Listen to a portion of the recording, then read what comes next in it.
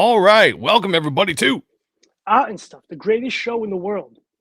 tonight. We have John Malin talking about Black Riding Hood and a few other things. It's going to be fun. Stick around. We'll talk to you guys in 2.3 seconds. Peace. I am telling you, it is the definition between an entrepreneur and an employee. The employee goes to the cliff, looks over the cliff, says, is there a balloon down there? Do I be safe? What happens if it hurts? What if I land on my neck? The entrepreneur, they said, when you jump off the cliff, backs up 10 feet to get a fucking run. This town needs an enema. Fuck. Who are you? Where's Commissioner Gordon? Come on. You guys think beat me. You stupid! You don't really think you believe things change. You've got me! Who's got you? Everything changed. And anyone who tells you different is just lying. You know who this is? This is Mark motherfucking Sylvester.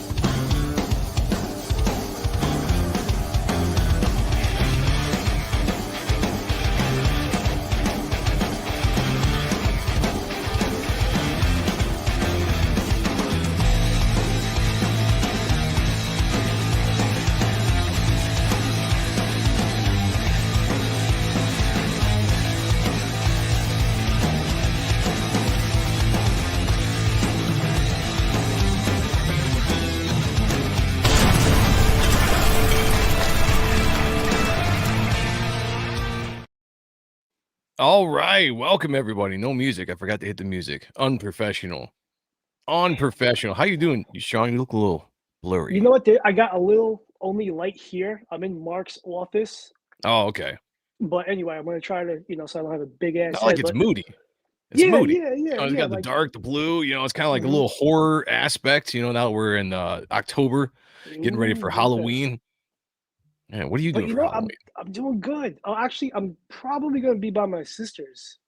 Oh, that's right. Yeah. Probably do some trick or treating out there in the old stomping grounds. Yeah. Probably visit the family for like a week or so. Just say what's up to Jersey for one last time and go from there. Nice. Yeah. All right. Well, we got a guest in the back, so I'm not going to make him wait too long. We are going to jump in and say hey to the chat real quick before we get going. Number one in the chat was actually Rick Saylor. He's not there on the StreamYards anymore, so I have to give him the shout out. So we're going to do that for Rick Saylor first. He was number one in the chat, number one in our hearts. That makes him You're number one. And Rick Saylor is a member of the channel. So every first member that jumps into the chat first, you guys get this. Oh my God! I'm sorry! I can't stop coming! I'm sorry! Oh, it feels so good! It feels so good to have the members in the chat. I can't do this without the music, man. It just doesn't sound. I gotta bring this up. It doesn't sound the same without having the music. Yeah, there we go. Well, I can't hear because I got my earbuds on. So yeah, go away. Okay, it should be good. I've been so used to doing it with the music. I can't do it without it anymore. It feels weird. It feels weird. It's in your veins. I know, right?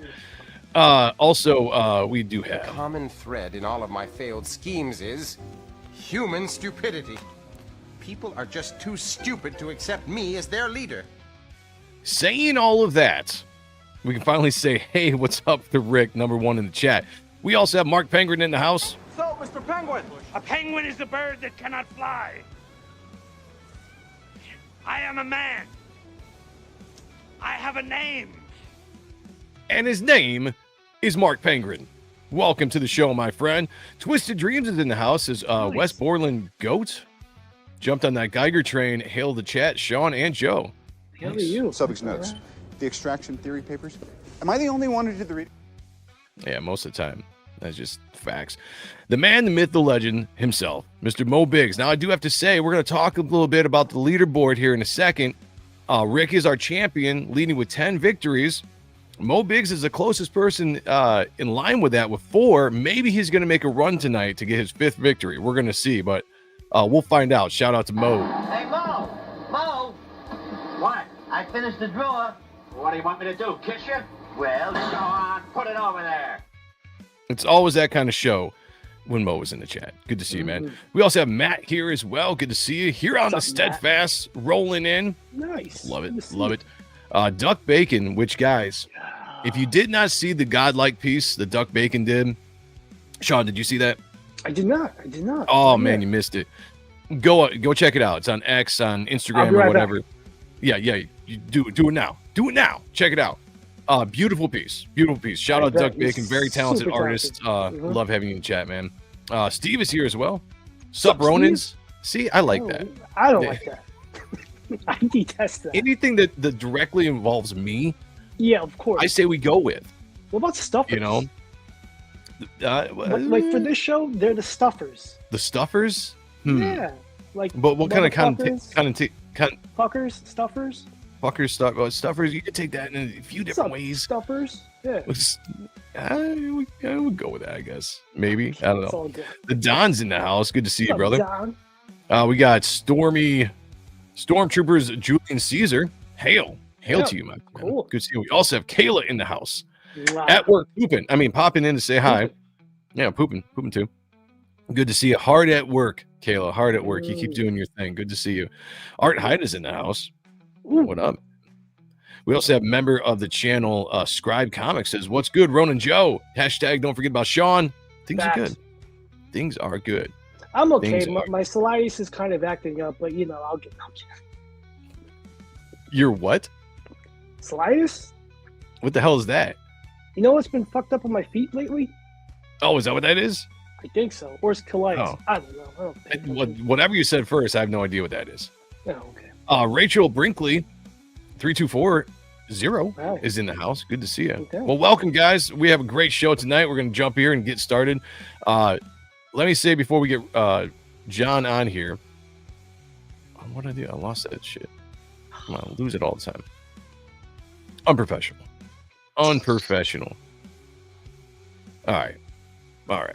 Here we go. The leaderboard. I was talking about this earlier.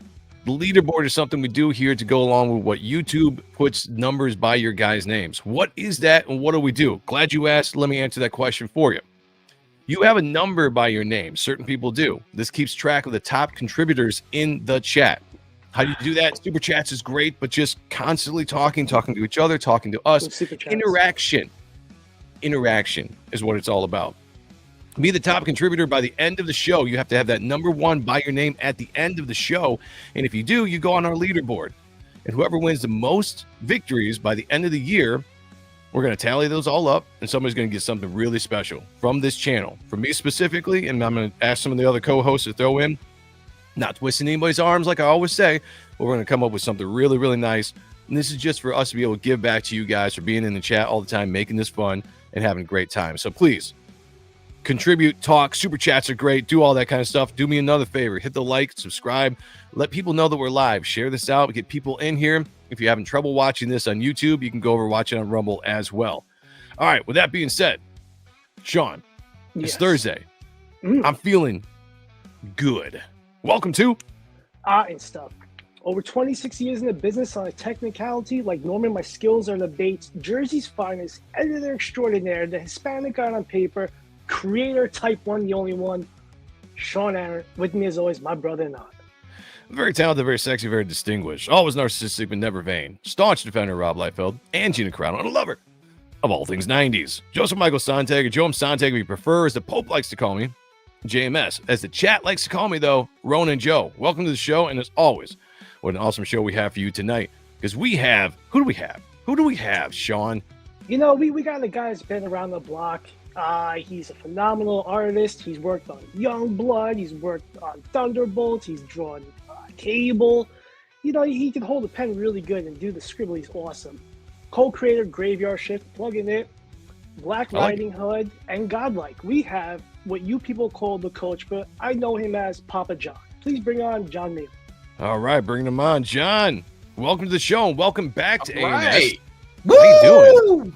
There he is. Yeah! Oh my god! I'm only doing this to show Shane how it's done. Yeah. Woo!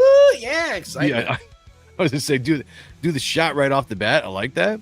It's been a while since we've done any drinking on this show. That's for sure. And we're getting older. Let's do it. I'll do one right now. Fuck it. Let me see if I can get sloshed before the end of the night. I'll just throw it to Sean. Yeah, let's use some rails of cocaine too. Dude, you got any? Bring him over. Yeah. What's going on, John? How's things been, man? Good, man. Good. Things have been pretty good. With all the comic book stuff. I think there's a new campaign. I think there's a new campaign about to launch up here. Billy Tucci, I think, is about to launch a campaign. A lot of good stuff still coming out this year. Guys, don't take it easy. Save that money. Get on some of this good stuff. And also, Black Riding Hood, too. Why not? Sure, why not? Yeah, no, that's a fact. A lot of good things happening, a lot of good things coming out, including Reaper Destroyer Second Chance campaign is closing this Sunday. I know the Pit Omnibus or the Pit Volume 1 is closing or going in demand or whatever that's doing, I think, in a few days here. So a lot of things going on in the spaces. So we'll get to. But before we do, StreamYard added this interesting little QR code that you guys can do. If you're watching this and you have a chance to get your phones out, this link right here is for Black Riding Hood too. If you guys want to back that, follow this QR. So shout out to StreamYard for making this a thing. I like it. It's been pretty handy there. So that's cool. Nice. Get into that. Peter Orchard's in the house. Let me give a shout out to a couple people that jumped in here that I just saw. Peter Orchard, Emerald Fat. All right, I like that. A lot of names I haven't seen. By the way, if you guys are to this channel for the first time, please subscribe to the channel. Hit the like button. Do what you can do to help us grow this channel because YouTube does not like us. Pretty sure it's because of me. I don't know why. I just have that feeling. Yeah. Sean's lovable. I'm the hated one. So we'll go with that. Yeah. All right. Before we do anything when it comes to comic book, actual looking at stuff, I just want to talk with John for a little bit because we haven't seen him in a while. John, we're all big fans of Rob Liefeld here, at least. I know that's you get outside of this show and that can get a little murky with some people. But this channel are Rob Liefeld fans. We simp for the dude. Did you see the article that came out that said he's thinking about maybe 5 years left for him before he hangs it all up? Did you see that? What? No, I didn't. Oh man! All right, I'm gonna have to bring this article up. I don't believe it for a second. Rob is like a king of hype. Like he's gonna tell everyone he's just so everyone can come back and can come and tell him, no, Rob, don't go, and he'll say, okay, fans demanded I'd stay. Like Kiss, farewell tours, just like the whole Marvel thing when he said, I'm never working for Marvel again. I'm not. You don't think you think he'll go back at some point? I think Rob is just a hype man. He knows he puts some of this stuff out there. He's going to get a lot of attention, and it's a good time to get attention, right? There's a Youngblood coming back out, so I have to say, I think he's like one of the best marketers out there. He's doing this kind of semi crowdfunding or pre-order, whatever you want to call it, thing with the Youngblood right now. He's really been touting that for a while, doing stuff over on Whatnot in that aspect. And so, yeah, maybe it is. Maybe it is a marketing ploy. I know, but if you listen to his podcast, and Sean can attest to this, I feel like he's been hinting at this for a little bit. And he keeps saying something about his eyes going. I don't know if he actually has an issue or if he's just worried. Well, okay, that could be a real thing, though. He is getting older. Yeah. What is he's what, 55? Something like that, 55. Yeah, but I'm not that old. My eyes are going shit, man. Yeah, I got 30 years diabetes eyes. It's hard to watch porn. But he's doing the James Brown thing where like he's putting on the cape. He's about to walk off stage and they're like fanning him on, and then he's like, hoo-ha! It does a split. And he does like an 80-page giant comic. Yeah. Yeah, well, that could be. Well, this article came out that I saw, actually, that Don shared, and I was just getting a little concerned.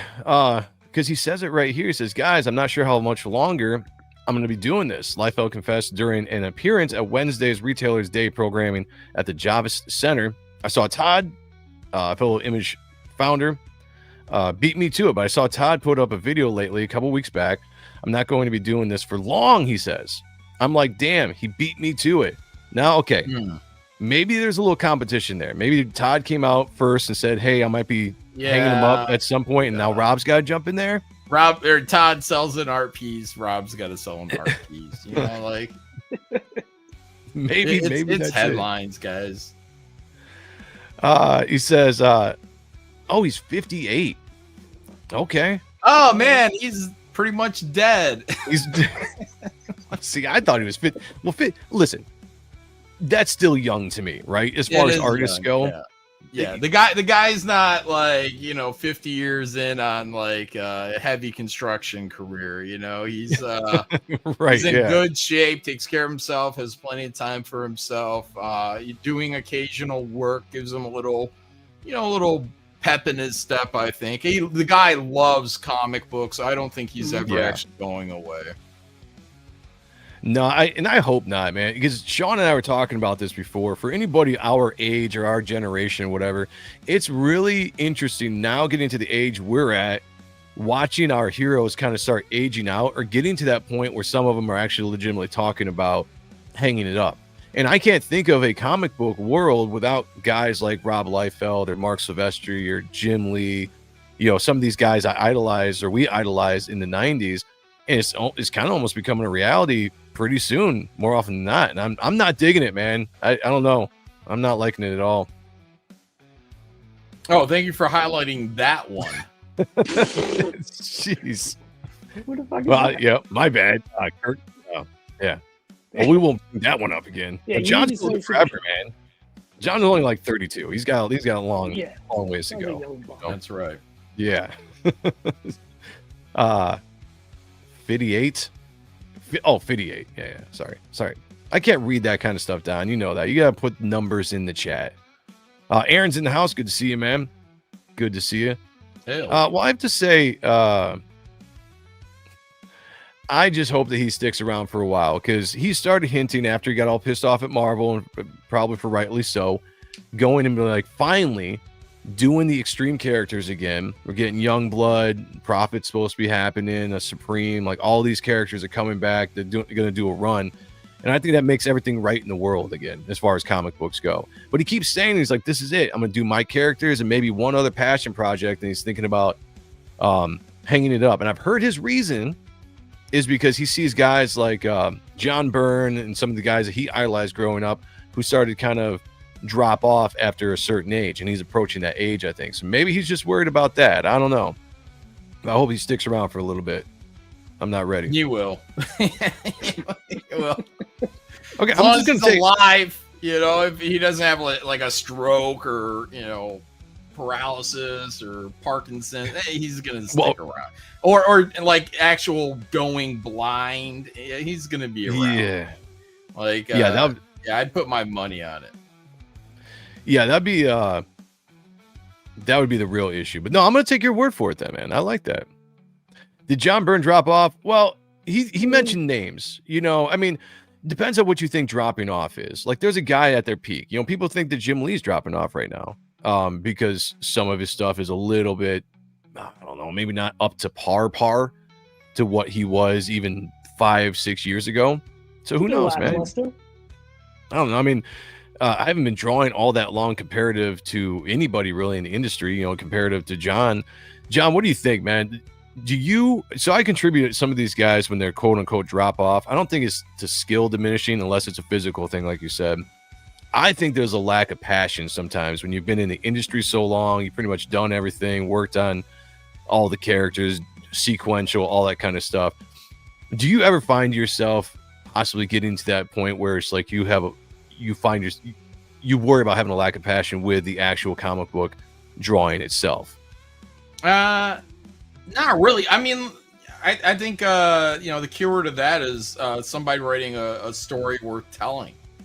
Most of these stories aren't worth a damn. They're nothing. They're garbage. So That's really true. good storytellers come by only so often. And that should be, I think, the motivation. But also, like with the John Burns and all these guys, like that was back in like what I would consider to be like a healthy market, meaning that there was like an actual churning of talent. So like you would have your 15, 20-year career, and these other guys come in and just like with music, and it just gets rid of all that kind of rot.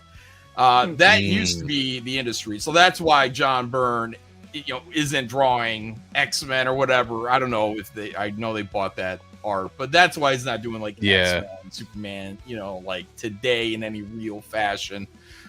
Because he got his butt busted by that 90s generation that came in, cleared out all the waste. But the thing is that stopped. Like, I think to a large degree, it also stopped in music too. There's been a severe drought in actual creativity coming through these industries, and in the comic book industry, it's so small.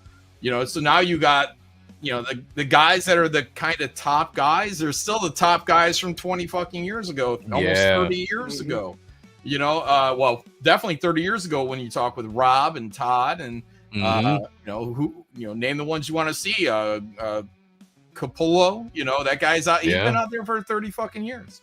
Yeah, so there's never been that next generation. It's been the old guard and more or less preserving these spaces. And I mean that from like the top up, top down, like editorial, Joe Quesada's, the Brevoort. Right. Everybody's just trying to hold on to their jobs when in a healthy market, they would have been churned out a long time ago. And that next generation would have swelled in there and filled that up. And then these guys would be sidelined more or less outside of real standouts, Jim Lee, standout. So, I mean, it's just the whole industry is sick. It's like I feel like if our image guys pulled out of the market and said, "Oh, Todd's retired, Rob's retired, Sylvester's retired," what's really left excitement wise in terms of creators? Nobody's really hot stuff unless they're working on Batman or a Spider-Man title, and it's not them; it's the title. Rob and Todd, these guys got muscle. Jim Lee's got muscle. You can put Jim on any company, any book, and people are still going to have interest, even on his facts downward spiral. No, that's 100% facts. And shout out to Katie's in the chat. Everybody go check out Good Morning Comics, Kate. Mondays, Wednesdays, and Fridays. Check that out. Yeah, it's interesting. You just made me have a panic attack there, John, by saying, like, if you pull out all those guys, what do you have left? Because that is the creative juice right now in the industry. I've abandoned Marvel completely. There's some artists out there that I still follow because I like their art and I try to support them when I get a chance, but there's nothing good coming out of Marvel. DC, at least for a little bit, had some exciting things happening. They're at least trying to do some stuff with, whether it's just trying to get in a quick buck or whatever, but you got Hush coming out. You had the relaunch of the new Batman. You had some talented stuff going on there. The absolute Batman stuff is people seem to like as well. But when you look at Image, Sean and I have been talking about this now for a few weeks, maybe more than a few weeks. But look at Image right now. You got Skybound, bringing back War Beast. So you're getting into the Battle Beast. So you're getting into the Invincible universe again. You got Kirkman picking up, I think, the Transformers, and then you got. Right, go ahead. Yeah, go ahead. Yeah. Yeah, you got G.I. Joe. G.I. Joe. Skin Breakers, his new book with David Finch. Killer. Jeff Johns imprint. Like, they're fucking crushing. The Ghost Machine. Ghost Machine's doing good. Then you got Todd doing his thing. The Spawn universe, I think, is exciting. It's doing well. And then you got Rob coming back. So, I mean, I feel like right now, more than ever, Image Comics is kind of making a little bit of a comeback. And they still got a bunch of crazy titles I can't even stand, but the core guys, the core guys seem to be coming back and infusing a little bit of energy to us, Gen Xers, old millennials, who with that age group that was in the 90s. And that really is, to me, the exciting stuff, except for what's going on in the indie scene. and you take that away, then man, it's just, I don't know, it's depressing sometimes when you think about it, and it sucks. Thank God we had the indie scene. The industry top everywhere, and Image included, it needs a churn. It needs to be churned. The staff, people need to be ushered out. You can't do anything with the founders studios because they're founders, but Image Central should probably be cleaned out from I think Eric Stevenson is still the publisher, I think. It's time for him to take a step aside, I think, in my opinion. Clean out the entire house. It's too many old people. It's just old, and they're older than we are. I know. Trying to tell everybody what's cool. You got to bring in fresh blood. I'm not fresh blood. We're not fresh blood. Where are these 20-year-old, 30-year-old somethings that are coming up? Firebrands. Where are they? You know, and I've said this before. I think a lot of that was that due to the 90s, the comic industry just cut off its own nuts.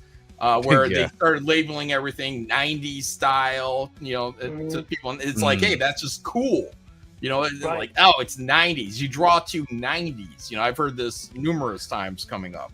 You draw to 90s. And like you know who the top people are in the comic book industry? 90s guys. To this day, they're still 90s guys. So, you know, you get all these haters get into positions of power over the time. And that's what they do. They say, who didn't I like? I didn't like Todd McFarlane. I didn't like Rob Liefeld. These guys had attitude. So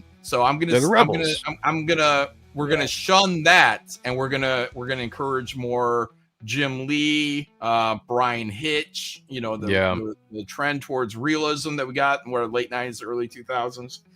You know, that next Todd McFarlane never came out. That next Rob Liefeld never came out. Like, that's what the kids liked.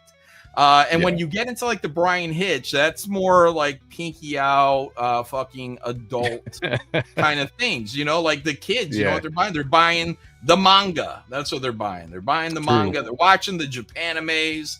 This is what the kids are into. You can't change kids, man. They love cartoons. And Todd, Rob, Jim, these, Jim, did that the best.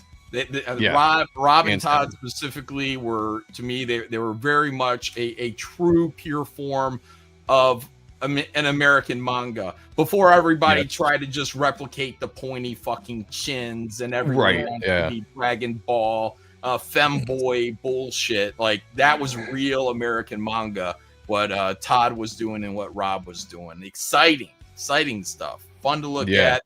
Speed lines, characters going 20 feet into the air. Incredible stuff. Shout out to Ethan in the chat. Good to see you. Thank you for being here. The one guy that I think that could have been the next generation to take it forward, unfortunately passed away early, and that was Turner. Because I think Michael Turner would have absolutely been the guys. He was a second wave, or what of the second wave. But I mean, like, Turner's still in the prime time. I consider all those guys true. I got what you're saying. And Brett Booth, they're still 90s guys. Still 90s. They were there point. From like 93. You know what I mean? They're not the what the Marvel wanted to do with the young guns. They're not. They're, I don't care. They've been like, I remember Dave Finch was labeled a young gun. And the motherfucker had already been in the industry like 15 fucking years. So, like, how do you make it any clearer that it's ass backwards? It's all ass backwards. And everybody's in this little fucking bubble, and they can't wrap their brains around this shit. It's amazing to me because the amount of talent didn't go away. There's still some crazy talented people out there, young to this day. I mean, I see some artists on X who, there was this trend not too long ago where all these young artists were coming out saying, I'm a 17-year-old, I'm a 16-year-old. They put their age and then they showed their art, and their art was great. And for that age, really good, like great start. Definitely some talent there. But those guys are not in the industry. Those guys aren't being grabbed up, because you look at the art right now and it's stale. Like you said, John, I mean, you're a man after our own heart on this show. You've been on this channel enough. You've been on Appreciating Comic Book Art Live. We talk about it all the time when you're on here. Just the excitement of the art that came in the 90s has not been touched since then. And I hold that to a standard of what I think comic book art should look like. Now, within that, stylized for sure, do your thing, but there was an excitement of the way that somebody drew a story back then. And I know when we were talking about doing Godlike, you were saying you wanted to kind of bring back some of that within your own art, which you did with the Project Godlike, with a little bit more of the exaggerated aspect. Yeah, of a little art. bit of that. Yeah, with Like a profit body type for right. Yeah, for and I think that's missing. Mm-hmm. Every time I see something posted on social media when it's showing off some artists from the 90s, I mean, instantly you can see the difference between that stuff and anything that's new that's being advertised from any of the big two. And it's because of the art style. Yeah, the stories might still suck today for what reasons we talk about all the time, but that art is just majorly lacking in appeal. And that's just one of the, I don't think that'll ever change. I don't think that's coming back anytime soon, unfortunately. I think they made an effort to kill that style, kill that energy.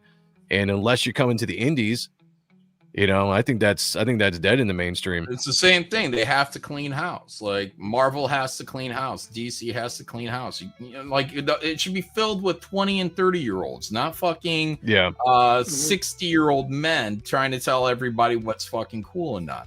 So, True. Yeah. Like, that's what I'm saying. I'm not setting this up like John's the guy. No, I'm not the guy. Right. That time's gone. There's young people out there that need to come up there, come out and start kicking all types of ass. Maybe they're going to be more influenced by the manga, whatever it's going to be. But hopefully it's a second, third wave of, again, like that pure American manga art from someone like Todd McFarlane specifically. Yeah, I hope somebody at some point brings some of that stuff back. Like we were following a guy, he's working for Marvel right now. It's called Netho Diaz, and he did like this kind of 90s style for that Daredevil Black Armor that came out, I want to say like a year ago or something like that, or maybe 2 years ago. And that was a book that was he took on a 90s style to draw that book. Now it's within his own art, but he did it very well. And I'm just like, that was cool. That was actually one of the first books Sean and I picked up from Marvel in years, because we looked at it and I'm like, damn, this reminds us of shit that we picked up in the 90s. But it didn't last long, right? It was like Marvel used it to kind of cash in on some nostalgia, and then they moved on really quick after that. But yeah, we don't have a lot of young guys. Sean and I we're newcomers. We're newer to the game, but we're still in our 40s. We're not the next generation of the young artists and creators that are coming up. So it is kind of sad to see that there's just not a lot out there. So I guess it's the old guys in the indie scene, mixed in with the young guys as well. Don't crucify me out there, y'all, the young Relax, kids. Noah. Yeah, relax, Noah. Just chill out in there. We're gonna have to bring back some of that excitement, because it is what it is right now. Yeah, I think probably the only good move that could probably happen right now in the industry is if especially if it was Todd. If Todd went and became EIC at Marvel, that would be a huge step in the right direction. Rob, I love Rob. Rob's so bombastic. I don't know if he would be a great fit as like kind of like a Stan Lee. I think Todd is. I think Todd is like a really good Stan Lee figure. Rob can be a little more off the cuff, but if they put him in charge of like Image Central, and started moving that company along, because it could be literally in Rob's. It used to be in Rob's backyard, Orange. Yeah, that's true. Image Central when I worked there. So, yeah, I mean that'd be great. It's a leadership issue right now. If you want things to change, you gotta get rid of the people that keep picking out like the same style of music. There's something else out there. These guys keep playing the same hand again and again, and it ends up being like, oh, nothing is moving the needle except for number one relaunches. Yeah, so that gets old. That's all they know to keep their numbers up, to try to validate them having those jobs. So yeah, and that's so cheap when they do that too. It's just we had a guest on a couple weeks ago, and we were just talking about the constant reboots and how that just really killed excitement for the industry. And how when we were kids, I like the fact that when you jump in, you're starting to discover comics for the first time, and I'm getting into Spider-Man or whatever, and I'm into Todd McFarlane. I want to go back and be like, I'm going to go back and find like the trades of Ditko, and I'm going to see where it started. And I'm going to kind of, as I go, gradually catch up with some of these bigger storylines. I never needed a reboot at the time to feel like I was part of it, because you were in the main story, and it was great. Nothing wrong with that. And you go back and find the stuff, but the reboots constantly make you start over. It takes guys like us out of it, because why are we worrying about something that happened 20 years ago if that's just been pretty much erased in continuity? I've said it numerous times that Marvel needs to go back to legacy numbering. It needs to take all like basically the last 30 years and put it in this suitcase and put it in the closet, and go back to legacy numbering. You would go back to, like, let's say, just because I don't know fucking numbers, Spider-Man. Right. Spider-Man ends at, I don't know, 400. So you throw it out there, scratch everything that's happened, and then you start at 401, and you continue that from that point. Yeah, I love that idea. That becomes new legacy. All this other stuff, you just get it right the fuck out of the way.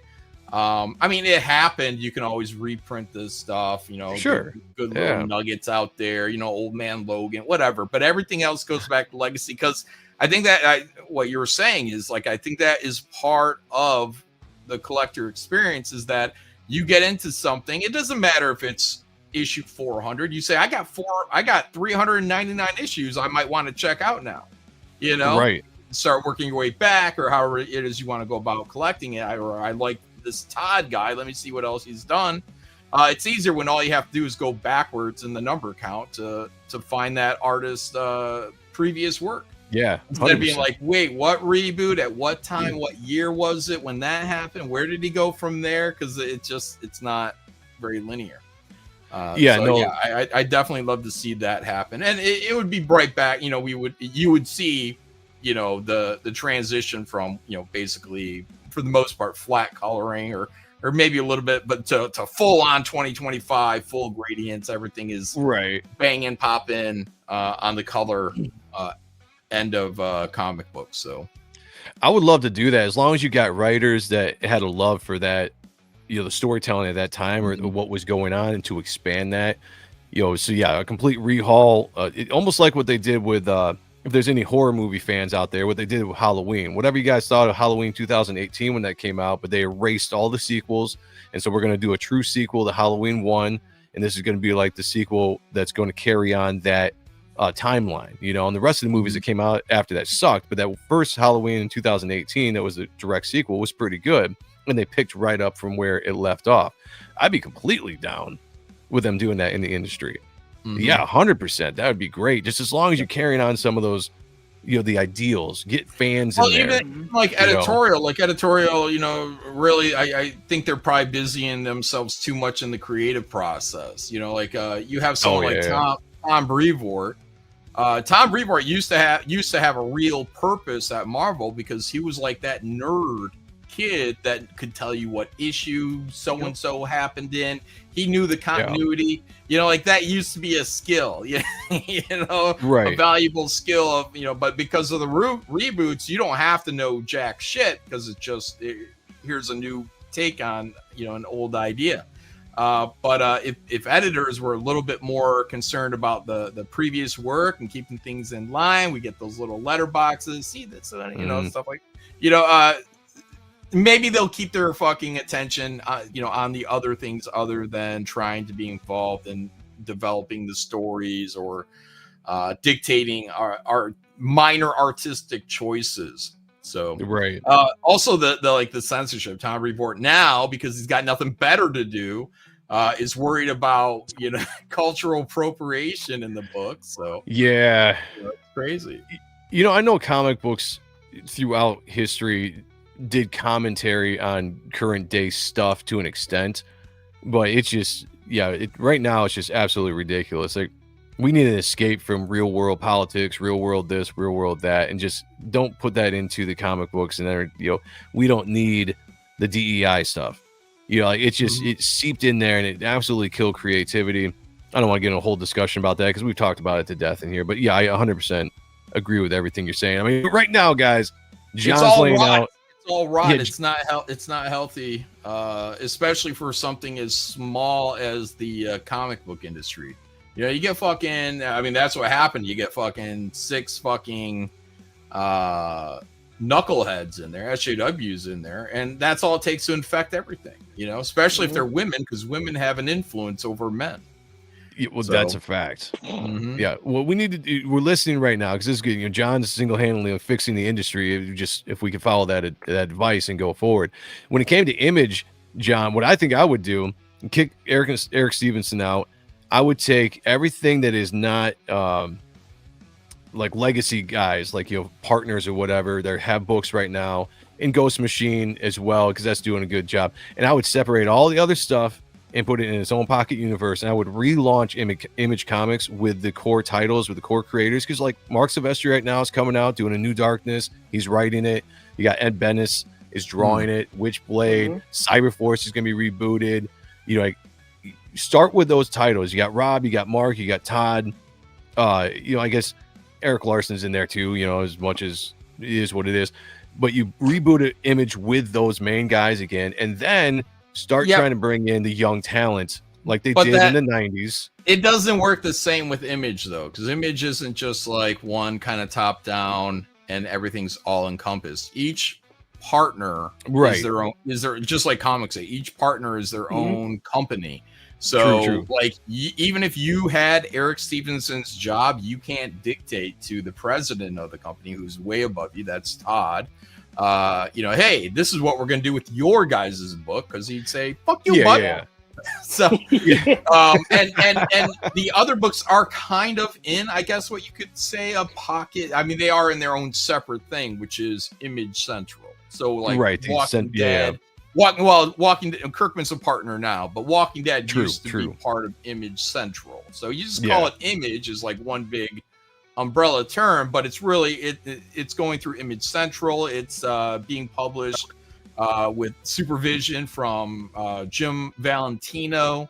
You're dealing with marketing from I think Eric Stevenson was in the marketing right away, and you know, you know what I mean, like all that stuff is going through Image Central, whereas Spawn isn't going through Image Central except for listings. So he hands off the, you know, hey, here's our ad for Diamond, be sure it goes in, you know, whatever, in the front or whatever, you know.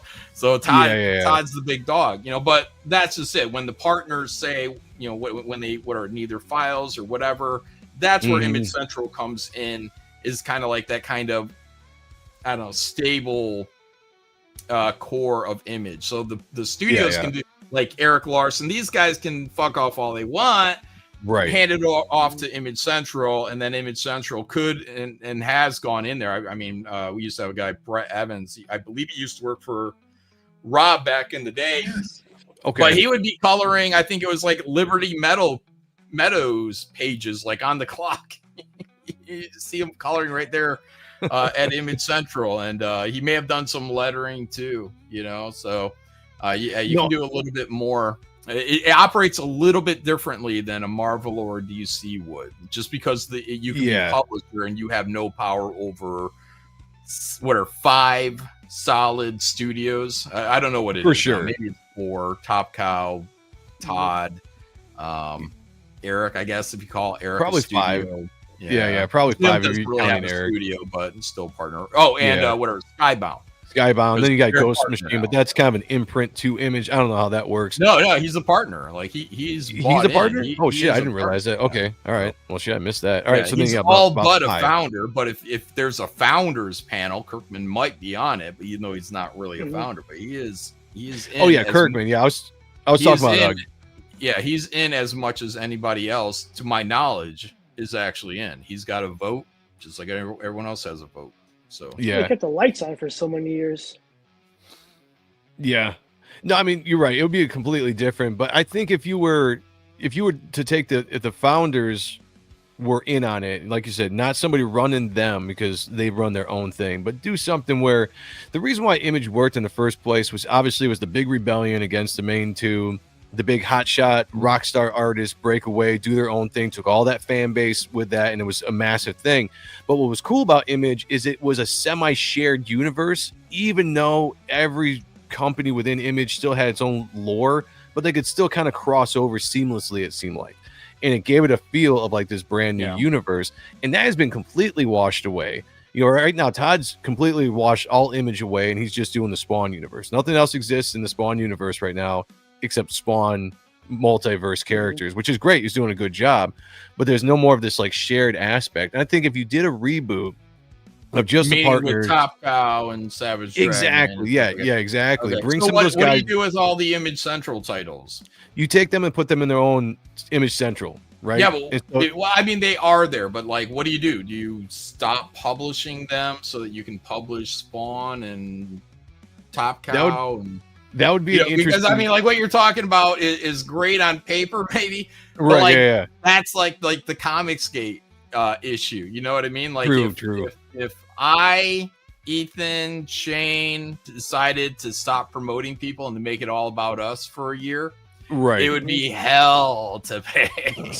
And if you minimize these independent creators, like right now, they got as good of a shot as anybody else does to beat Spawn. But if you minimize these guys and be like, we're gonna push you away further in terms of some level of visibility, and isolate you guys further than these partner studios, like people would flip.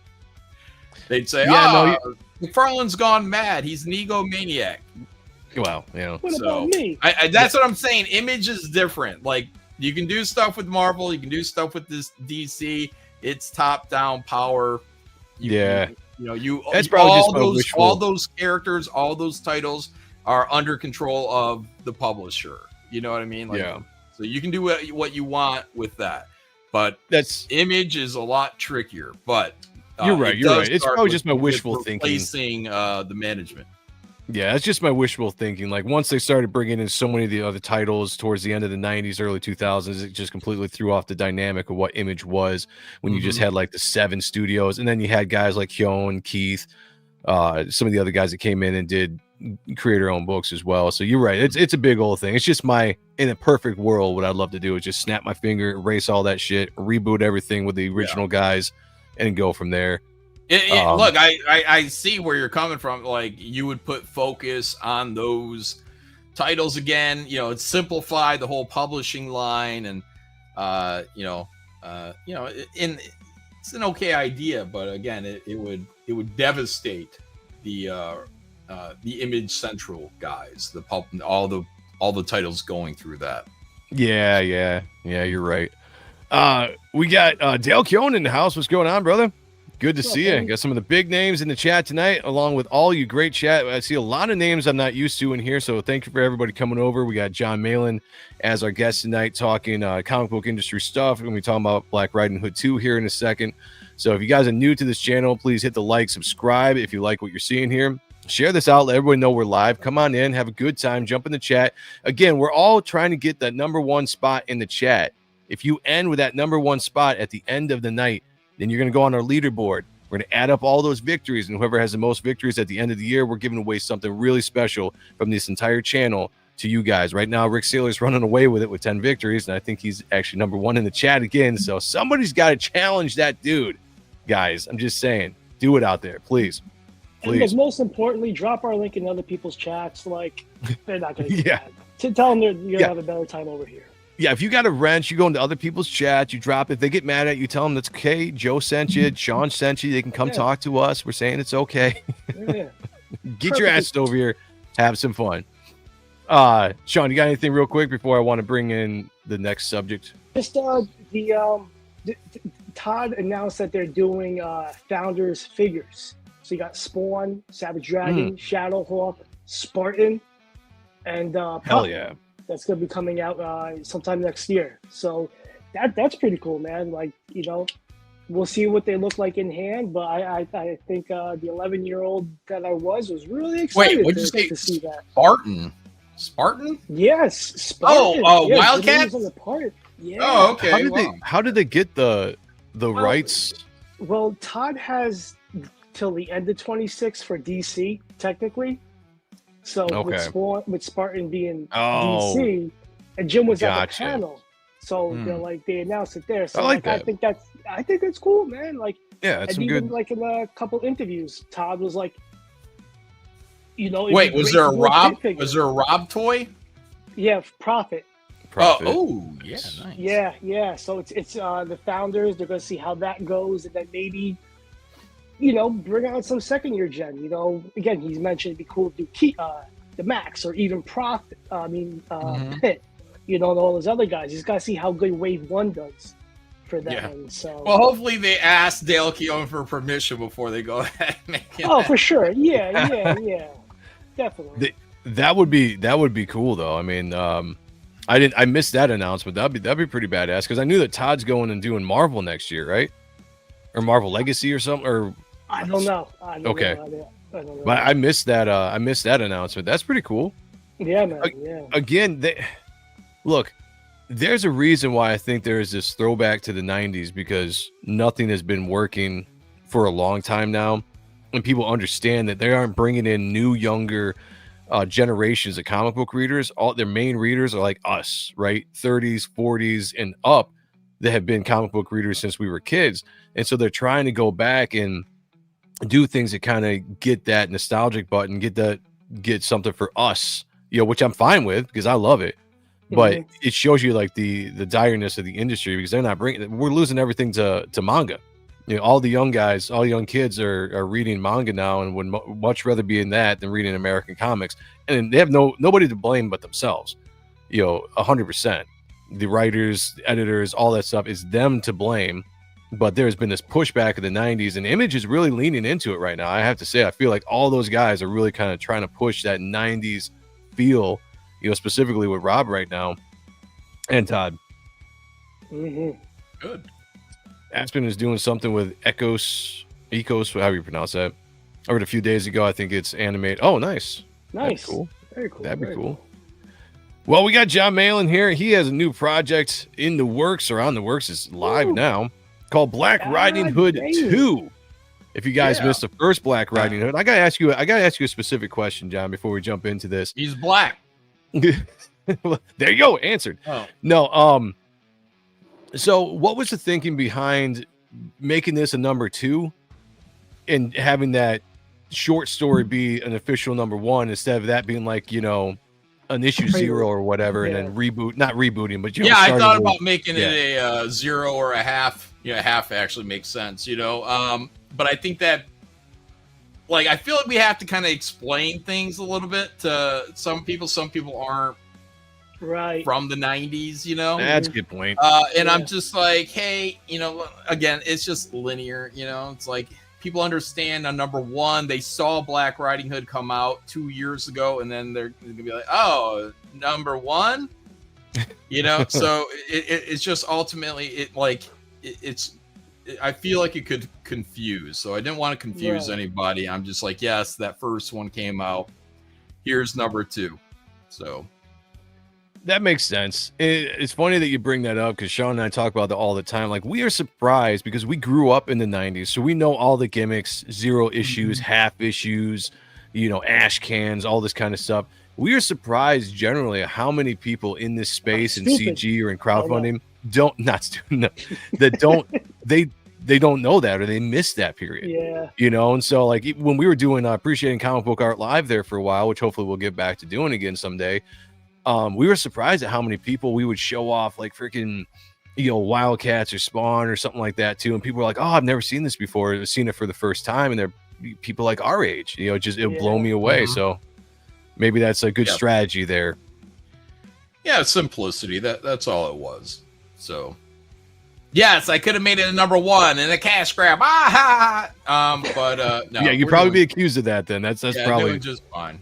That's probably true. Too many newbies. You know what's funny is we're not getting young newbies, but maybe we're getting older newbies, which is fine. At least we're getting newbies. I'll never complain about a newbie. Like I don't get on people and call people like tourists and all that kind of stuff. That's like, what we need. We need a whole bunch of newbies. Like the comic industry in general. We can't be like, oh, you know, you guys aren't welcome here, you know. Right. No gatekeeping here. Yeah, no, bring them in. We need new readers. I don't care how old you are. Just bring back the speculator market. Let's go. That's what let's everyone do it. poo-poos it. Oh no, my comic is worth a lot of money for a short amount of time. Yeah, well, so your stocks, they go up, they go down. Yeah, exactly. Hopefully you cashed in when it was pretty high there for a little while. I remember when I first started collecting like heavily. I remember that time, like we were into like Spawn 25 or whatever. You couldn't find Spawn 1 through 4 anywhere except at the back, the back counters at the LCSs, and they were all like $50, And so at that time, yeah, that was the time to kind of cash in at that point. Now you can find them all in the dollar bins, 50-cent bins, but I'm 50. Am I old or am I too old? You're never too old, my friend. Never too old. It's how old you feel, Some days I feel older than I am, so maybe that's not a good comparison there. Black Riding Hood 2, kicking ass here. We have 15 days left, so this is no in demand still, right? You're doing your same similar thing, 15 days. I'm on the fence on it. I'm on the fence on it. So I've never gone in demand with one of my titles. So yeah, I'm not saying that we aren't. So, because I've just considered, I'm like, well, this thing's going to be like a year, Right. So I might just leave this one open and see how it goes. So that would definitely be a first, and might not be a bad idea. I mean, you were. We've said it before. Like you were the only one that we can think of that could do the no in demand and still be successful doing it. I don't think there's anybody else that could really pull that off, because there's so much money that you're more money, I guess you could say, that you can pull in demand. That it'd be cool if you do that. A lot of people are loving this cover, man. I know people are digging the chick cover, but this cover right here. Thanks. I love this cover. Yeah, this is so awesome. Like this is just, I love how you got the heavy blacks right in the center, drawing your eye there. The hands popping up. Yeah. Canceled. This is when I saw this cover, I was like, holy shit. Now, like, this is what a comic book cover should let me tell you, Kyle Ritter colored it. He really set it off with the reds and the blues. Yeah, it's great, because I had originally started coloring this myself, and I wanted to get some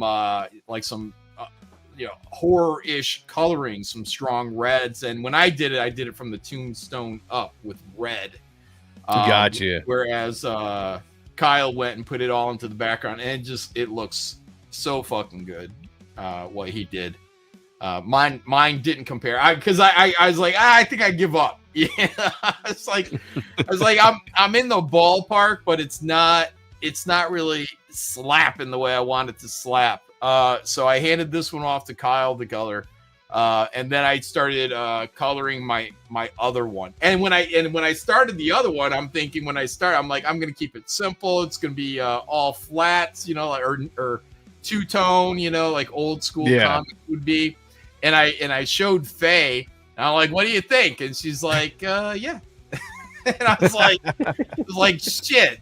Because she doesn't know why, you know what I mean? She just sees it. Like, yeah.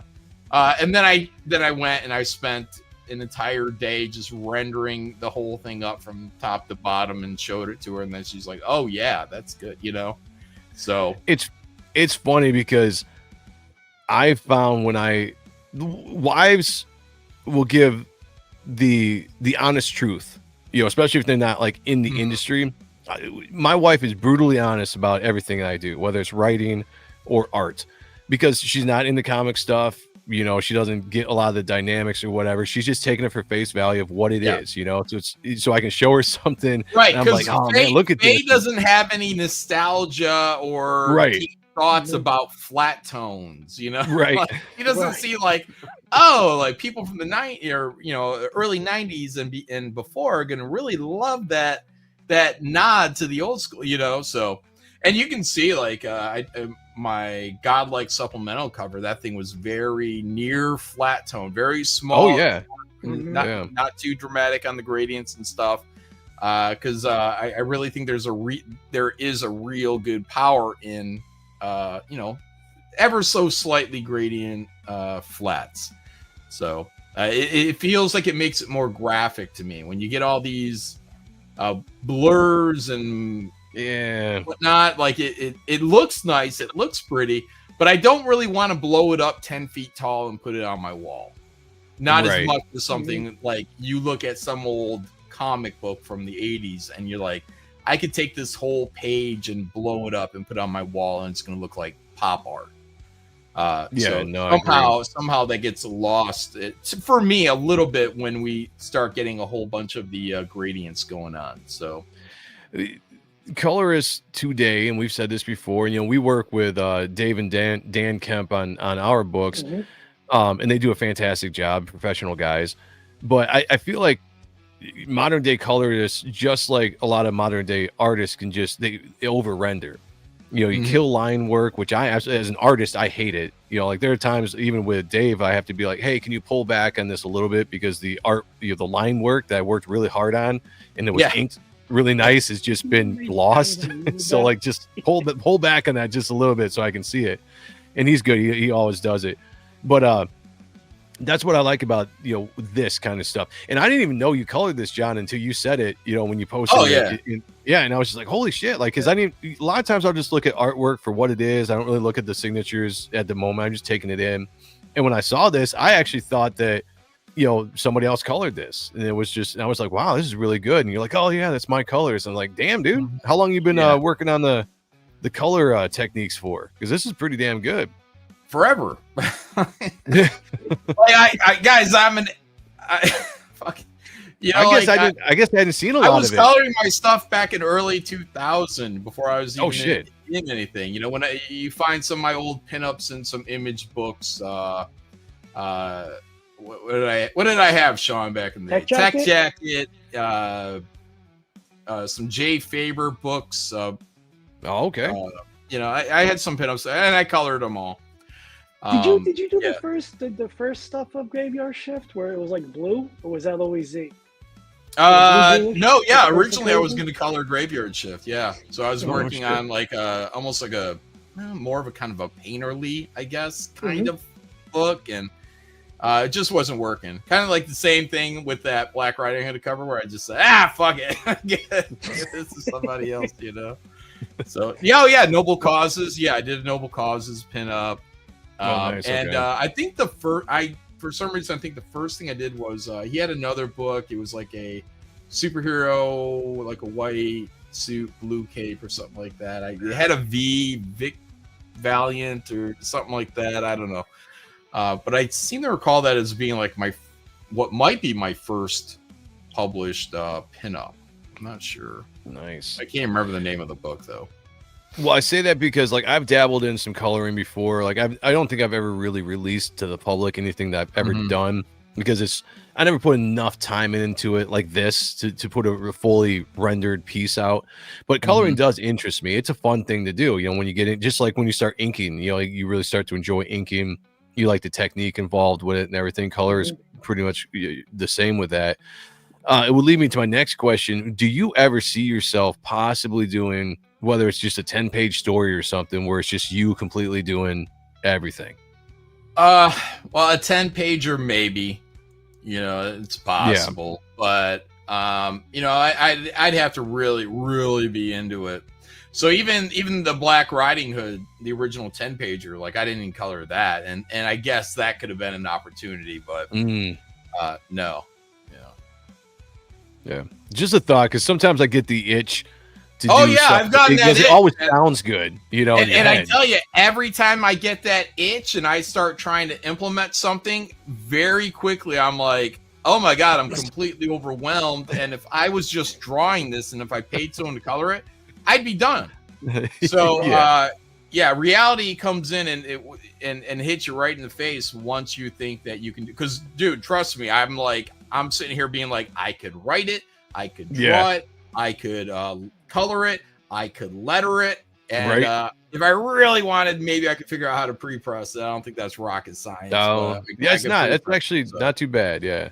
So, anyways, but anytime I actually try to put something in plan, it goes nowhere because you burn yourself right the fuck out. And you're like, what the fuck was I thinking about doing that for? So, it always sounds good on the surface. Yeah, a cover here or there, I can handle that. But doing a full-on book, that's a little too much. with the composition or your layout, do you shape everything out, or you're like, no, this head's going to be here, and just kind of move things around just to kind of feel the flow of it all? On this one, I roughed out the whole thing, so I mean, obviously I start somewhere. Like, okay, chick, guy shooting. I want to get a big head in here. And like the KKK guy there behind Darius was kind of like actually like a later thought. And I was like, oh, okay, well, so it worked out. Yeah, it looks great. No, your compositions are all really, really, really nice, and I think it's because you come from the era that you come from, where that was really important. Depending on who you talk to, I guess people could say it was just 90s was about like splashy, flashy stuff. But if you look at a lot of the 90s, early 90s covers, a lot of the compositions on those are really, really good. I mean, even if you taken before they broke off and did Image, I mean, look at the Marvel stuff that all our heroes did, and then so on and so forth. Whether it's simple or whether it's really in depth like this with all the detail and all the different characters and the different settings that you kind of blended very well together. I think people have kind of lost that, especially in indies. I mean, no offense to any. I'm an indie as well. Like, I don't put myself above anybody that, especially not on the same level as people that have done it for years like yourself. But when you see a cover like this, you see the dynamics. It looks like it should look, is I guess what I'm saying. Like, this looks like what a comic book cover should look like, especially for, well, number 2, I guess. I was about to say number 1, but for a number 2. Thanks. Yeah. I appreciate it. No, absolutely. Also, like the little barcode box thing, I've been adding those things back. Shout out McFarlane, Yeah. Trying to get in there a little bit more design. I hand did the lettering over there, but mostly I just traced the font that whoever designed that logo, because that was out of Ethan's end. So I traced that stuff down with my digital pen and put all the little line work in there to make it look kind of retro. Oh, no shit. Yeah. Okay. And then I put the text down below the Black Knight, White Devils. So yeah, dude. It looks really, really nice. Pre-press wouldn't be that hard to figure out. I think I did, or somebody showed me, and I did all the pre-press for Reaper Destroyer. And after you know what it is, it's like, it's pretty damning. It's just time consuming. I got a good guy. He's at a good rate, and I don't want to. That works too. You know what I mean? So as long as he keeps doing the work when I turn it in, then I have zero real interest to learn another thing. So, especially like the monotony. Like I can see creativity in writing, drawing, coloring, and lettering. Pre-press, not so much. I'm not going to get much satisfaction. I think I just did it to save money. Yeah. But I will sit in. I will sit in just like I sit in with the letterers. I will sit in with my pre-press guy, and at most I'll be like, hey, can we nudge that just so that isn't so close to the thing, to the trim or whatever. So just small little deals, but it's, I mean, really, I can hand it off to him and it's going to come back, and for the most part, it's going to look pretty good. But you still got to watch these guys, because sometimes he'll have to add like some text, like we did like the source book, and like shit's wrong. You got to get in there, guys. You can't just hand anything off, and you can't set it and forget it. Yeah, no, that's true. Gotta be on top. Kirk Warren said so many are just doing homages, even in the indies. It's annoying. Yeah, I'm over all the homage covers. I don't mind homages though. What if they're ones that are done all the damn time? Like, well, let me tell you this: Aaron Lopresti doing an homage to Tomb of Dracula. Motherfucker doesn't even like Tomb of Dracula. I was shocked because I think I had him on the members only stream where we did the reviews, and I was like, oh yeah, we're gonna do some Tomb of Dracula, Aaron. You want to sit? And he's like, I never really liked that. I'm like, oh. Didn't you do a homage cover? He's like, yeah. I'm like, oh, okay. That's funny. He did it because it was a popular one at some time. Not for him though, I guess. So, well, I'll say that if you're gonna do an homage of like a lesser known, you know what I'm saying, as far as popularity, I'm fine with. But I get tired of seeing like the same old covers being. Oh, like somebody doing Tomb of Dracula for the 10th time. Yeah. Well, the 10th time for that is better than the 1000th time for Spider-Man 300 or Spider-Man 1 or you know what I'm saying, or whatever. Name it out there, the popular ones that are done all the time. So, like, I would much rather see A Tomb of Dracula, which I probably haven't personally seen a lot of, than that again. So, missing out. you also have really great cover. You got cover B by Shane Davis here, and Shane Kyle Davis. Ritter doing the colors as well. Knocked this out of the park. Looks badass. And how, Kyle did the colors on that. Yeah, it is pretty good. He threw all that splatter in there, not Shane, but Kyle, and I think that's a shots fired at me. I was just gonna say, because you don't like the splatter. I know, I don't because like splatter. I don't like I've splatter. heard you say it plenty of times. Even on some of the drawings I do with the splatter. I remember that I was watching the show you did opposite of the Kings when I did that Ghost Rider, and at first you gave me a compliment, and then you go in and you're like, oh, but he's got that splatter in there, and I was like, damn it. I don't understand why people that got slick styles, more or less clean styles, and like if you're like I say, the only two people allowed to do splatter is Jay Lee and Mark Teixeira. That's it. Those guys that got back in the day, they had that very aggressive line, scratchy, a lot of energy, throw that splatter, and it's like heavy metal times 10 on the page, and it worked for them. But then I see guys, I think Adelso is one of these guys. He's gonna ink up like a real slick Brett Booth or something like that. And then you got nice clean line art, and then you take that little fucking thing, you flick the fucking ink on it. I'm like, what the fuck? This is way too slick and pretty for this nasty toothbrush splatter. And the inkers do it because they think it makes them artistes. I'm an artiste now. I've contributed. No, it's garbage. Crap. It's the lens flare of inking. I know you hate it. I know you hate it. It's hilarious. Well, I do have to say, but if I do it, if you guys say, hey, it looks like there's some kind of splatter on John's page, each dot is done by hand. There's no splatter effect. It's John going in there and tapping his little screen for every little dot. So each one is exactly where I want it. So, oh man, that's funny. That's funny. You also have an Ethan Van Sciver cover coming at some point, but if not, you could just take that image and make it into a cover like Sean's doing with my cover. It's too low res. It's going to be big, blurry. Well, that's true. You know what I mean? That's true. Yeah. That's a good point. That would be like out of desperation to avoid refunding, because if Ethan, for whatever reason, decided not to do the cover, which we're running out of time. Oh, shit. 40. Well, we got about 40 days left on here. It'd be nice to have it by the halfway point, so that'd be great. But yeah, otherwise, maybe we do have to print the Ethan Van Sciver head. I'll pay someone to redraw. I'll pay someone to redraw Ethan, I guess. I don't know. There you go. Yeah, just like a cartoon version of Ethan there. Yeah. No, I was kind of like when Sean was doing his Type 1 book, which is... The art is done, everybody. Now it's just in the post-production. It'll be out here hopefully in the next couple months. But I was supposed to do a cover for him, but it took me so long because I was still working on Reaper Destroyer that he put up a face, or actually Mark that was doing the campaign, put up a face shot of me saying Joe Sonntag cover coming soon.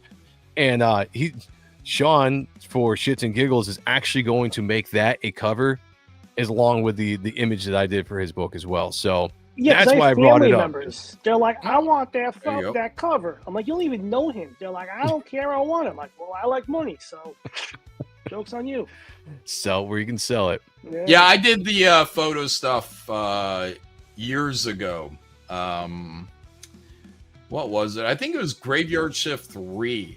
Ethan and Shane both did covers for me, but at the time of launch, and I'm sure it wasn't their fault at that time, but I believe I had their headshots for both tiers, and then when I got the art, then I just swapped it out with the actual covers.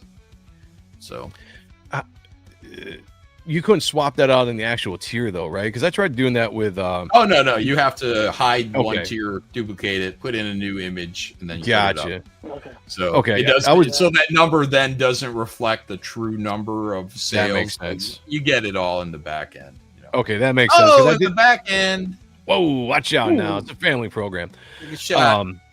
I did that with Dale's cover because I just had the sketch, and then when I got it completely finished in the color version, I was going to go back and edit it, and that's when I found out that Indiegogo wouldn't let you do it, and I was like, oh, well, that kind of sucks. Yeah, but you can duplicate the perk. Everything's there. I wish I had thought about that. Put in the new image, and you're good to go. So yeah, now in the future, I'll do that.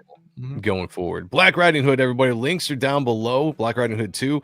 Also, if you guys see this fancy little thing right above my head, this is a QR code. If you're watching this on your TV or whatever, you get out your phone, take a picture of this, it'll take you right to the Indiegogo page for Black Riding Hood 2 as well. So shout out to StreamYard for giving that little nifty feature to the page now. Yeah. Oh, and shout out to Indiegogo, because I reached out to him because I thought this cover was going to get censored. I was going to ask you about that, yeah. So I sent this to one of their reps, a newer guy. We used to have a guy in there named Joel. Yep. Joel would be pretty good about getting back to us until he wasn't. You know, I think he got fired or something at some point. Yeah. Damn. But this guy, I sent him the image, and I said, "Hey, I'm just making sure this is going to be cool," you know. So I put I put focus on the chick, but I sent him the entire image in case anything's not cool. And no, he said everything's cool. So that's why this ended up going up without a censor bar over her cooch. I was specifically going to ask you that because I know there's been problems in the past with that, and I was like, all right, let's get. Yeah, because even what I am led to understand is after Indiegogo does this update thing, they are going to have some kind of a pre-approval process before you launch. Yes. So I was actually just going to ask you. Everyone's going to have to plan for a few more a day, get your campaign stuff probably a few days in advance, and then you'll have to put it up for review. So someone's going to put their eyes on it, but at least then you know you're good. You know what I mean? That's true. I guess if you get pre-approved, they can't. Yeah, because that's what I did. That's essentially what I did. I sent this art in, early, and I said, "Hey, let me know," and that's what they did. So a couple days later, I knew I was good to go, and that gave me a little bit of comfort because I'm like, "Cool, I'm not going to get fucking screwed here." Yeah, that's have to delay any sales because I got to take it down and put censor bars and put it back up, and so that's good advice. It wasn't bad in the end. It gave me a little bit of comfort. So thank you to that man, that fine man, Norwegian man, I guess. I don't know out there. Ooh, wow. I think it's a Norwegian company. Oh, okay. Yeah, that bought Indigo. I think. I don't know. I'm not like a fan. I looked into it a little bit, but yeah, I don't know a ton about it. I'm hearing more or less secondhand information from other people that are dealing with other things. But actually, one of the last things I'll ask you here before we let you go, what do you think about the new purchase of Indiegogo? Some of the new things that are worrying people or getting certain people excited about what the possibilities could be. What do you think about the future of Indiegogo? Do you think it's still something that is going to be a safe thing to use, or is this, is there worry there for getting off the program? Like we might go the way of like Kickstarter or some other thing like that, where somebody comes in, takes over, and starts kicking conservatives. Or doesn't matter because everyone's going to go to Kickstarter anyways. They've already kicked everybody out. People still go to Kickstarter. Don't matter. So if Indiegogo boots somebody, everyone's still going to go and use Indiegogo. You know what I mean? Who cares? Because ultimately it doesn't matter. It matters to that one person who's getting the boot, but to everybody else, who fucking cares? If it happens, somebody gets the boot from Indiegogo, that sucks. Everyone, we got Fund My Comic out there. Everyone go do that. I guess build your website. If you're concerned. I was going to ask you that. Yeah. Have you ever thought about possibly going the way of the website? Because it's been on my mind for the last year.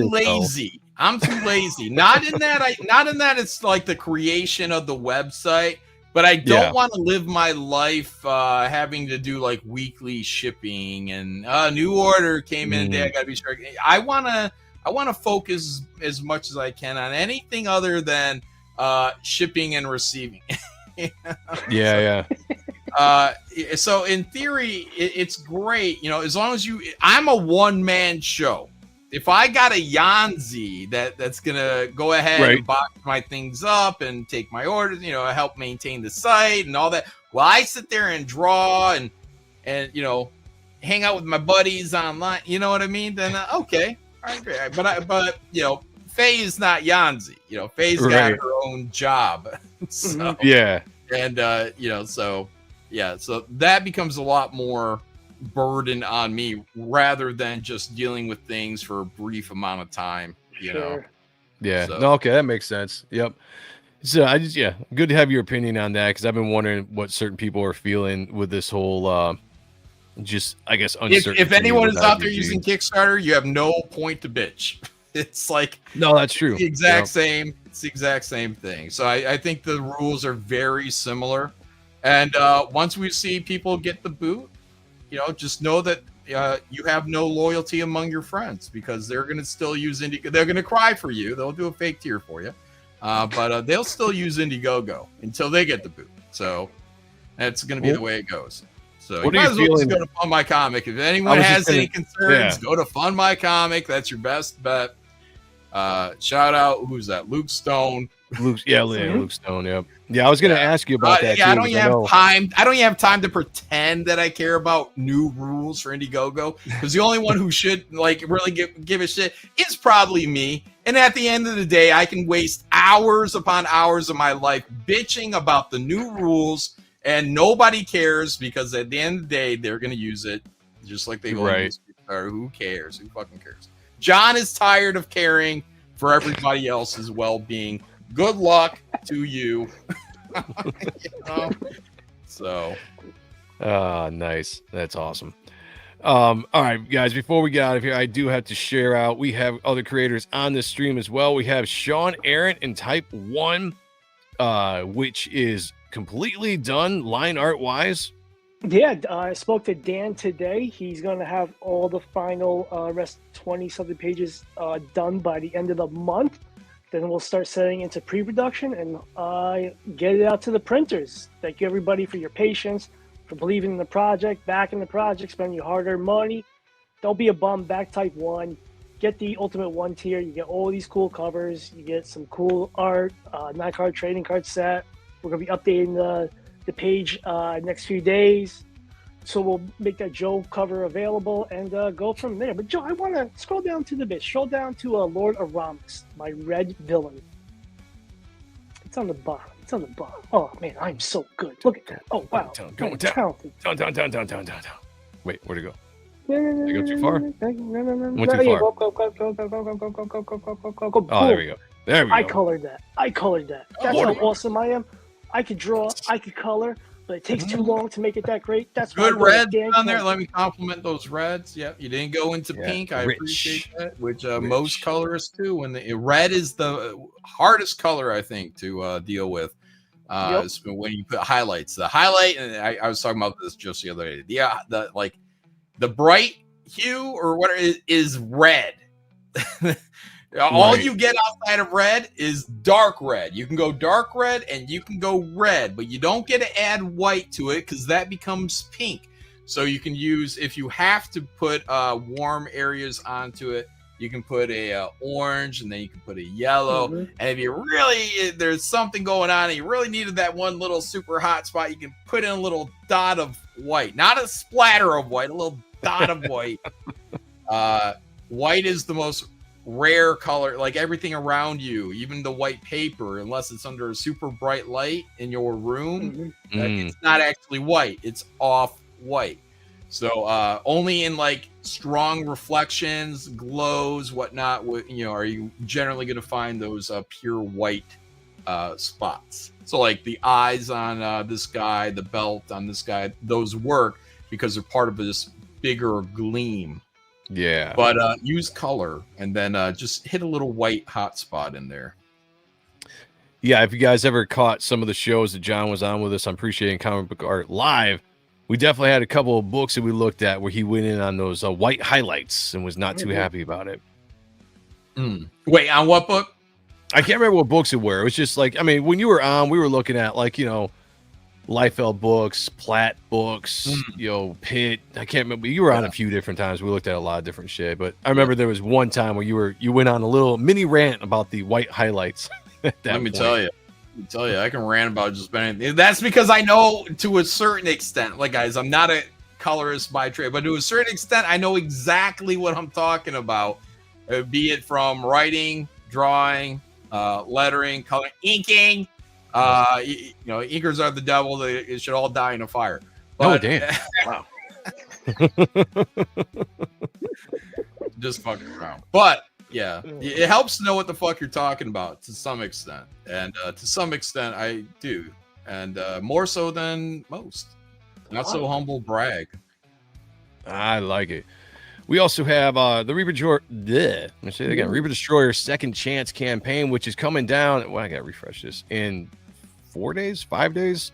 Sunday, everybody. I'm closing this out Sunday, so join me then on Sunday. Closing this 4 days. Yeah, featuring the Isaac Bell cover. What the fuck? There we go. Isaac Bell cover. If you guys haven't seen Isaac Bell, I highly recommend you go and check him out. Great artist, been doing the con game, the crowdfunding game for forever. Wait, the con game. Oh. Well, the con scene. How about that? He's been doing the con scene. Yeah, the con scene forever. He's got a book called Metal Shade and Hex and a few other things he's doing. Go follow him. Buy his book. A lot of splatter on this drawing here. I was just gonna say this is it. Look at that splatter, John. Look at it. Look at it. Yeah. This is the featured cover by Isaac Bell. Absolutely love it. You also got my cover, the second printing cover of Reaper Destroyer issue 1. Look, see? Look, there it is again. Splatter. I'm looking at this and I'm like, I was just about to say, look at this good, clean artwork. And then I see a little bit. Ruined. Inked by Marlowe, everybody. Thank you for the splatter. Break his fingers. And his toothbrush or whatever he's using to throw that I think it's a toothbrush. I think he does the old school toothbrush. Well, I don't care what he's doing. Could be that too. Rip it out of his hands. And then you've got the Dale Keown sketch cover that I had to do something with this art because it was just too good on its own. If you guys got the first issue, you got the Pit #1 homage. It's got Dale Keown, Chance Wolfe doing the lettering, and Joe Chiodo doing the colors. But this is just the sketch cover version of it. Chiodo, wow. Yeah. If the original on the first campaign, I was able to get all three of those guys together. It's kind of cool too because once Dale did the cover, I was talking to Chance Wolfe, who I'd already been talking to for a second on Facebook, and I asked him about it, and he was like, I'd love to do it, because I was like, dude, can you come on and do a remake of that Pit splatter logo, because I'm doing this homage for Pit #1. So he took my logo and splattered it up like Pit and everything, and added this reaping first issue instead of ripping first issue and all that stuff. And then I was talking to Dale one day. I was like, hey, what if I contacted Joe? Because I talked to him before, like in the past, and I was like, see if he would color this up. And he's like, dude, I haven't worked with Joe in forever. So I hit Joe up. It's funny, like, as soon as you drop Dale's name, I dropped it to Joe, and Joe was like, dude, I'd love to, like, instantly. So nice. I sent him a printout of Dale's cover, and he hand colored it, paint and probably, I don't know, whatever. He used different mediums to hand color the thing.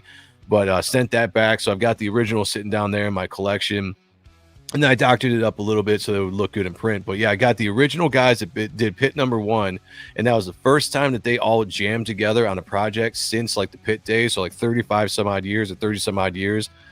Reaper Destroyer issue 1 was the first time those guys got back together to do something. So I think that's pretty badass for the original cover. Awesome. But the sketch cover just looks so badass in itself. I was like, I gotta do something with it. So you guys get that. There was also a Virgin cover. This was 24 hours. So if you guys get the everything in one, you can get this cover. Otherwise, whoever got this in the first 24 hours, kudos on you. This is a bare bones campaign, guys. Only four options, 3 covers. They're all in. Jump on it. First 10 pages are on this book or on this campaign. If any new people want to come in and read it, just to get a feel for it. But this is something, like I was saying, for new people jumping on, this is the best way to do it instead of getting a catch-up tier for issue 2 when you have to wait. So shout out to the 53 people that came in. And most of those guys are brand new backers. So shout out to you guys for picking that book up. That's great. Reaper the Destroyer issue 2, go sign up for that right now. The sign up is down below as well. I'm probably going to push that off into 2026. We're getting a little close to the holidays. There's some other things I can kind of do in between then, just to get it going, get more hype going, get more of the book finished. So look for that in 2026, I'm thinking. But this book is going to go out as soon as I get the money released, and we're going to send this thing to print and get the books out to everybody. So back those. Again, John Malin, thank you for joining us. Go back. Black Riding Hood 2. Do it today. Do it now. You can follow this QR code right here. You can follow the link down below. Mods dropping the link in the chat as well. So make sure you back that book before it's too late. Before it's too late. Someone said John Malin is a monster. Now, is that a good monster? I've heard it before. Like he's a monster, or is he's a monster? Guys, Black Kid in the Hood fighting werewolves and vampires. If you like the good old-fashioned blaxploitation, this is a shout-out. The characters are actually named after Pam Grier. Their last name is Grier. There's Darius Grier, and his father is Paul Grier, which sounds like Pam Grier. So it's going to be, mature audiences, adult speak, and brutality. It is a horror comic. There's Darius, and he's a good kid, and he's in the middle of it all, bringing justice. Love it. Go back today. Don't miss out, everybody. John, thank you for coming on, man. It's a pleasure talking to you. It's been a while. Let's not make it as long this time around. If we ever get Appreciating Comic Book Art Live again, we'll have to look at some awesome art again and just reminisce a little bit about the 90s and teach these newer people about the age that was. All right. Shout out to do you guys boot me, or do I boot myself? We'll end the show and then you can boot yourself here. Shout out to the chat, everybody. We'll be back tomorrow night on Ot and Stuff. We're gonna be it's gonna be doing a Spawn review instead of the Ot and Stuff tomorrow night at 9:30. So jump in. We're gonna be looking at Curse of Shirley Johnson issue 2. And then the Ronan Joe show this Sunday at 10. Plus, I'll be closing out Reaper Destroyer Second Chance campaign throughout Sunday. So just keep an eye on the channel. I'll let you guys know what's going on. Until then, everybody, thank you for joining us. As always, I want to say this as I do. Be good to each other. Take care of one another. And as always, Paulus Arts got number 1 in the chat. You're going on the leaderboard. Paulus Arts, congratulations. First victory. Picture me naked. Talk to y'all later. Peace.